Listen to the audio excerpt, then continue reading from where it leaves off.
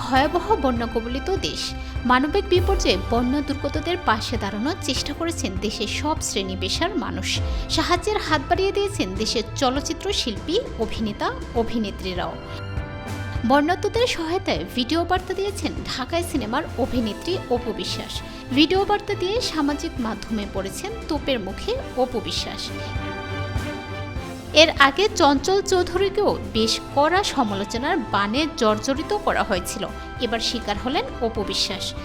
সম্প্রতি অপু বিশ্বাস এক video post করে জানান তিনিও আর্থিক সহযোগিতা করেছেন বন্যার্তদের জন্য।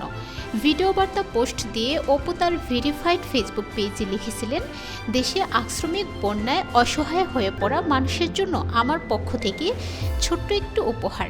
দেশের বিভিন্ন অঞ্চলে লাখ লাখ মানুষ পানিবন্দী হওয়ায় মনটা ভালো নেই।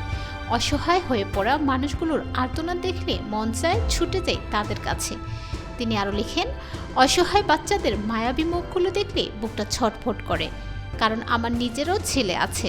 এসব ছোট্ট বাচ্চাদের মাঝে আমি আমার ছোট্ট জয়কে খুঁজে পাই, কিন্তু আমার একমাত্র ছেলে জয়কে রেখে তাদের কাছে ছুটে যেতে পারছি না। আর তাতেই আওয়ামী লীগের রাজনীতির সংস্পর্শে থাকা এই নায়িকা রোষানলে পড়েন নেটিজেনদের। তার এই কথা সূত্র ধরেই নেটিজেনরা মন্তব্য করে ক্ষোভ জানাচ্ছেন। কেউ লিখেছেন, ছোট্ট জয়কে রেখে সারা দেশে ফিতা কাটতে পারেন আর বন্যার্তদের কাছে যেতে পারেন না, এসব ভণ্ডামি ছাড়েন। কেউ লিখেছেন, আপার শেখ হাসিনার সঙ্গে ছবিগুলো কেন সরালেন। কেউ লিখেছেন, দান করছেন সেজন্য ধন্যবাদ, বাট যে বাটপারি করেছেন সেগুলো মানুষ মনে রাখবে। কেউ কেউ শেখ হাসিনার দোসর বলে যেমন তকমা দিচ্ছেন অভিনেত্রীকে, কেউ বা বলছেন সুবিধাবাদী। এছাড়া অপর সেই পোস্টে শত শত কমেন্ট পড়েছে, যার অধিকাংশই নেতিবাচক।